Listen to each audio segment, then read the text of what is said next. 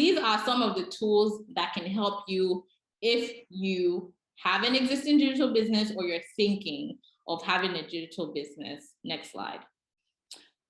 As I said before, during the pandemic, one of the things that we learned is that, having an operation that is flexible, where you guys can be in different places and working together is important, right? So some very important collaboration tools that you should be thinking about probably setting up for your business, things like Slack, things like Asana. Asana is a project management, software. Trello. All these things are online. Some of them have free trials where you can test them out and see if they work for you.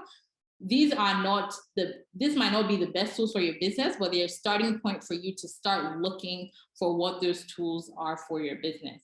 Advertising and marketing. We have a great Facebook ads course. If you have taken that, you should be a guru by now. You could use Facebook ads, Google ads. Somebody said Slack is a great platform. It really is, trust me. So, if you're hiring, you can have interns who are in South Africa and you're in Nairobi, right? So these things are very important for you to make sure that you have a structure that is sustainable. We talked about payments earlier, making sure that you have payments set up, right? These are some payment solutions that could be valuable for you. Paystack Merchant, Visa checkout for your website, QR payments. There's so many options, and these will get you started.